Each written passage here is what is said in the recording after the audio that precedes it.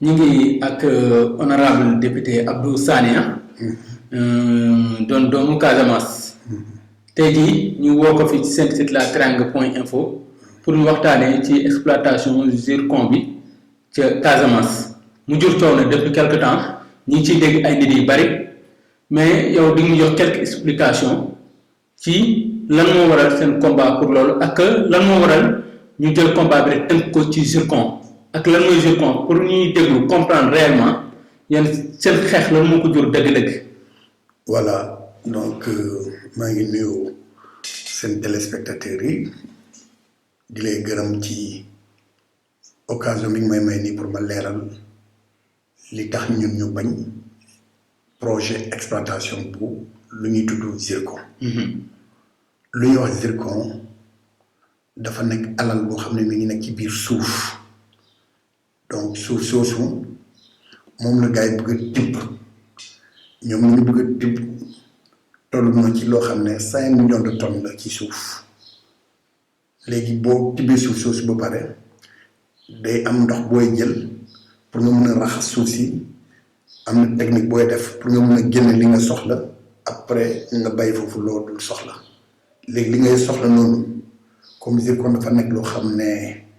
ñun fii pratiquement amuñu industrie bu koy toppatoo noonu la ko gars yi di jëlee yóbbu ko seen dëkk dem toppatoo ko traité ko génne ci lépp loo xam ne alal la bu nekk ci biir suuf muy zircon principalement. léegi lan moo indi ñun ñu bañ fu suuf soosu nag dafa jege géej bi te ñëpp xam nañu ni ak lu tubaab yi di wax changement climatique géej bi mi ngi gën a avancé loolu moo am Ndar ba tey am na ay quartiers yoo xam ne Ndar tut Guet Ndar pratiquement ñoom ñëpp seen ëllëg dara wóoratul parce que ndox mi ngi ñëw di nangu seeni kër foofu Casamance tam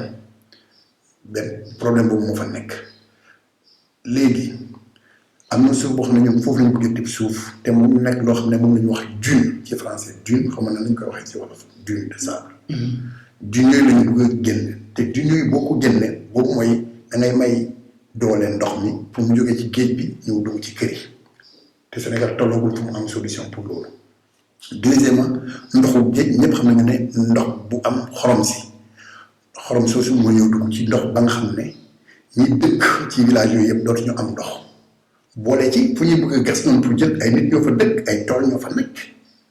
suuf soosu yëpp dañ ko bëgg a nangu te mu toll ci loo xam ne 50 000 hectares équivalent 40 villages ñoom ñu naan fi ay borom tool yi dañ lay indemniser sa tool. lu ñu lay indemniser ci tool du mun a faj dara xaalis la ñuy yox nga lekk ko ci ñaari fan nga dëkk ci misère donc loolu moo ñëw indi beneen problème bu grave donc ensuite am na foo xam ne foofu ñu béy ceeb te ci français ñuy naan rizière ñun Casamance soosey faro la ñu wax damay dem faro mooy fu ñuy béy ceeb yooyu yëpp xorom si dina fa dugg ba kenn dootul mën a béy ceeb kenn dootul am ndox bu muy naan ndoxu géej bi gën a avancé mu am ensuite loo xam ne ñoom foofu lañ ko fekk te mu nekk loo xam ne nit ñi tey war nañ ci jóg di koy defar mooy lu ñuy wax mangrove boobu yëpp dañ ko bëgg a yàq ngir lan luy neex waa Australie ñoom am seen alal mais loolu yëpp boo gisee muy am mooy lu ñuy wax toujours ci nit ku ñuul dafa am si ñun ñoo xam ne ñoom ñooy nekk seen i pion dañuy ñëw rek bu ñu buur leen tuuti xaalis rek. alors ñu commencé di réciter fii man technicien la man expert la lii la xooluñu ëllëgu Sénégal mais ñoom seen alal bu tey la ñuy xool. lan mooy responsabilité état bi ci question boobu. responsabilité étranger ñëw nañ fii pour mën fii jëlee dara di ko yóbbu de daf fekk état bi jox leen permis. voilà permis boobu jaarul yoon mais comme ni nga ko xamee dëkk bi léegi dafa yàqu fu xaalis ñëw rek loo bëgg mën nga ko am gars yi dañuy liggante alors. am na loo xam ne ci loi Sénégal pour lu mel noonu mën a am te mu bañ a lor ñi fa dëkk da nga war a def lu ñuy wax ci français étude d'impact environnemental et social mais ñoom nan lañ ko defee ki nga xam ne moom société bi moo def étude d'impact bi moom moo ne baax na moom lañ jox permis bi moom mooy chargé de communication bi te moom mooy représenté kii bi dafa mel ni yow tey nga nekk élève nga war a dem defi sa bac ngeen def sujet philo bi ñun nga ne yaay corriger sa bopp nga may sa bopp 20 sur 20 nga ne yaay major centre bi waaw yow mii candidat yaa joxe sa bopp sujet yaa corrigé sa bopp yaa proclamé résultat loolu foo ko wax ñàkk fayda kese la dafay reetaan nit donc jaarul yoon ñàkk jaar yoon boobu moo indi ñu gis gouvernement bi parce que lan la boo defee étude d'impact ba pare da nga war a indi da nga war a convoquer ñi nga xam ne ñoo fa dëkk pour ñu wax seen xalaat ñooñu bi ñu leen convoqué première fois dañ ko rejeté ñu ne lu fi am ñu ñëwaat deuxième fois 3 ans après gars yi loolu fi am ñu commencé di leen di jaay doole di jaay xaalis di commencé di def corruption parce que ci diggante bi ministre bi jot na bind lettre gouverneur bu ne ko jàppale man ndax population yi d'accord parce que fu mu ne nii ñu ngi bañ te affaire bi alal mi ngi ci biir ministre bi lu ci yoon bu mu ko waxee gouverneur bi convoqué réunion Ziguinchor ñii fu ñu dëkk ak Ziguinchor 120 kilomètres la foofu Ziguinchor la ne way population yi léegi d'accord nañu kooku dafa reetaan moom it parce que gouverneur tam ñu def loo xam ne mooy neex ministre boole ci population yi bañ ñu indi nag armée boobu nag moo dul yoon fii lu ñu xam ci Sénégal mooy lan élève buy grève policier mooy ñëw wala gendarme foo dem fii fu bëre coow policier ak gendarme ñooy ñëw parce que ñoom la ñu formé. mais est-ce que du jeune bi ça alors que boo xoolee tey le conflit armé bi ñu doon wax au niveau de la Casamance. tey jii lu mel ni am. est-ce que ñu wax ni dal mi ngi am actuellement déggoo lu bari mais affaire jupon bi est-ce que mënul attiser le feu. man ñaan na mu attiser le feu mais daal ragal naa loolu am ñaan moom attiser le feu am naa ci sax kersa pour di wax ci lu demee nii mais bay ma eggal li ma la doon wax sànq donc bi gars yi bañee bañ xanaa yow bu fekkee ne maintien service nga bëgg a def am nga police am nga gendarme mais non ngay indi ay militaires ak seen mitrailleuses ci kanam ay population yoo xam ne ay jigéen ay góor yoruñu dara ñu ne la dañuy manifester pour ne ñoom d'accord ñoom nga indi armée lu tax loolu mu jaaxal ma armée mosul am formation pour maintien de l'ordre armée lu mu xam te mitraille tiré su coow amee booy tuuti am armée yor ñu livre benn arme mooy jënd ak yi xam ne lu bëri léegi ban bët la ñuy xoolee Casamance ba nga xam ne lii am na kenn oowul policier kenn oowul gendarme mais lu dul armée directement mu jàkkaarloo ak ay population dafa dawloo yàlla. est-ce que amul lu nekk ci suuf lu. man daal li nekk les renseignements mun nañu. man daal li ma gis laay wax li ma gis mooy lan dëkk bu ñuy wax ñaar franc taxul peuplé parce que bu bëree ba bëree 250 personnes la. dëkk bi mais yàlla moo leen may alal 250 habitants la. ensuite militaire kenn warul foo ak armée toujours man ci li ma xam ci maintien d'ordre ñoom ñooy nekk en dernière position fekk police dépassé fekk gendarme dépassé mais ñii ñëwuñu sax ak quoi que ce soit donc kenn du foo ak armée te armée foo gis ñu déployer armée dafa fekk nguur gi yëg ko parce que c'est l'expression de la souveraineté.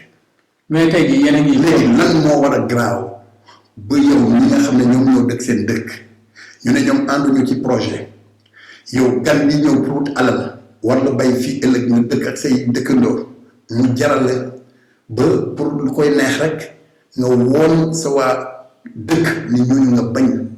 ba mu jaral la. nga leen di ñàkk mais ma delluwaat sama question est-ce que ci waa dëkk boobu amul ay rebelle yu ñëw dugg ci biir combat bi parce que aussi tamit mun na leen infiltrer armée yi mun na am ay renseignements yoo xam ne yow doo ko am man du mu ko am. mun na am donc ci côté boobu moom mun ma ci wax dara man daal li ma gis rek laa nga wax maintenant est-ce que am na renseignement au wut la man daal. mais mën na attiser la pour. ah mais ma ne la déjà su fekkente ne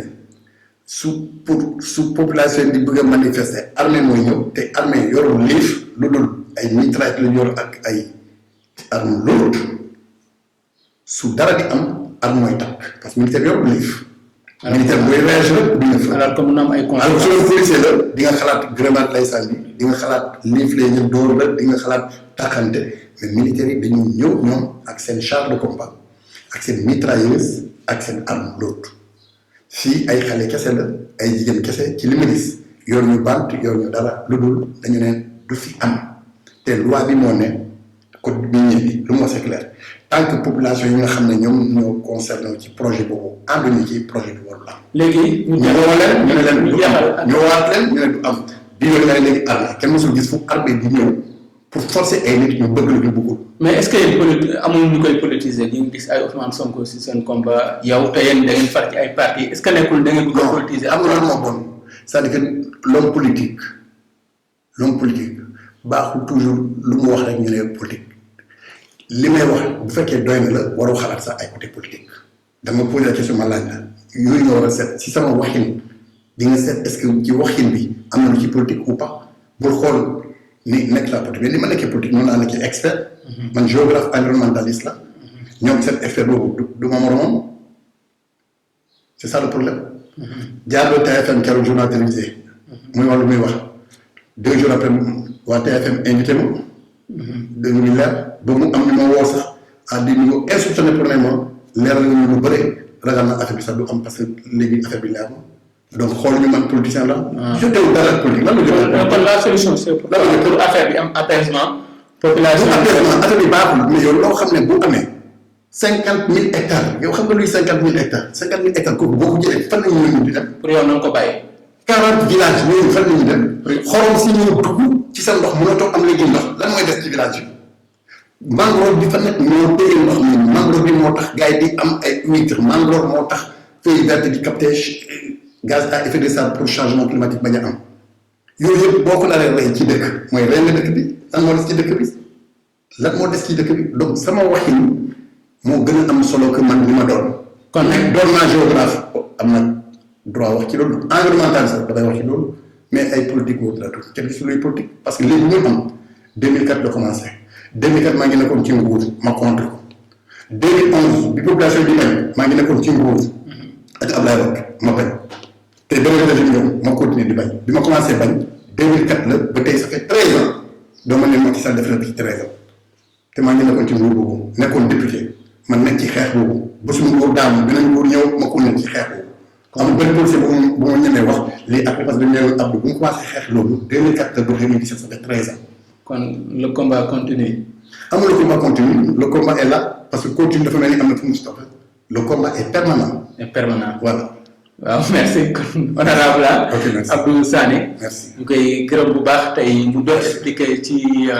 projet exploitation zircon bi ca Casamance. merci mu jur ay coow. merci mais peut-être lu mu ci njàmbaat est-ce que nit ñi ñu ngi adhéré